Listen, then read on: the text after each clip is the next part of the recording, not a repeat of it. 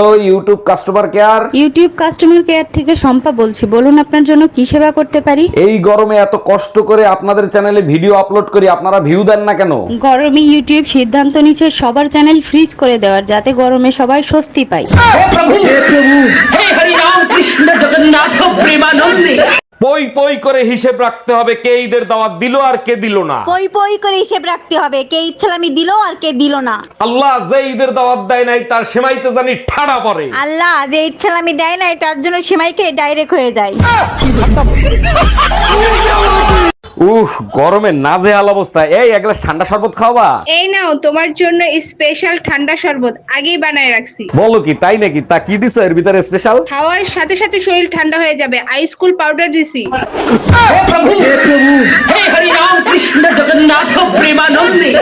উফ রে বাবা রে, কি গরম পড়েছে! কি গো, কোথায় গেলে?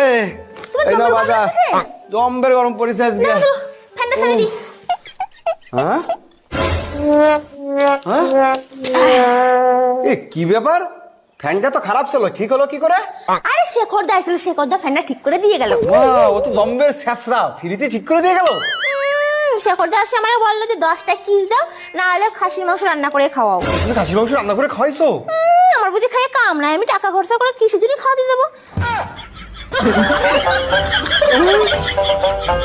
তুমি এখানে বসে মোবাইল টিপো, পাশের বাড়ির টুম্পা ভাবি আজকে আবার আমারে গালিগালাজ করছে।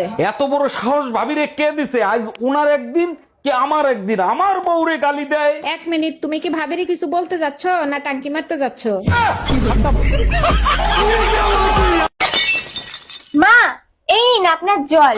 বলছি কি মা, সামনে তো পয়লা বৈশাখ, কিছু টাকা হবে, একটু কেনাকাটি করব। কি যে বলো বৌমা, একটু বিষ কেনারই পয়সা নেই, আবার নাকি জামা কাপড়। ও ঠিক আছে। আর মা, আপনি সব সময় বলেন না আপনার কাছে পয়সা থাকে না বিষ কেনার, এই কারণে আমি আজকে জলে বিষটা মিশিয়েই নিয়ে এসেছি।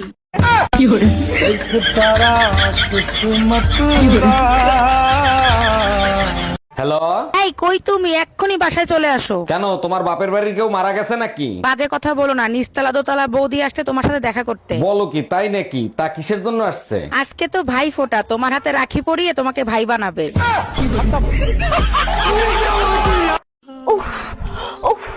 মা মা, আজকে রান্নাটা না আমি করতে পারবো না, আমার প্রচন্ড পেটে ব্যথা করছে। কি বলো তো বৌমা, তোমার ফোনটা তো 2-3 দিন খারাপ ছিল, তুমি তোমার মায়ের সঙ্গে কথা বলতে পারো না।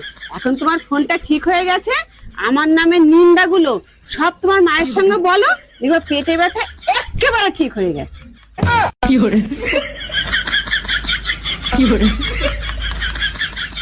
ইঁদুর মারা বিষ আনতে বলছিলাম, আনছিলা? খাবারের সাথে বিষ মিশিয়ে দিছে, লাফায় খাবে দাফায় মরবে। কালকের ফুচকাগুলো অনেক টেস্টি ছিল, কোন দোকান থেকে আনছো? ওই ফুসকা তুমি খাইছো? হ্যাঁ খাইছি, অনেক টেস্টি ছিল। এবারও শালা আমারে 2 নম্বর বিষ দিছে। ফুচকায় ইঁদুর মারা বিষ ছিল।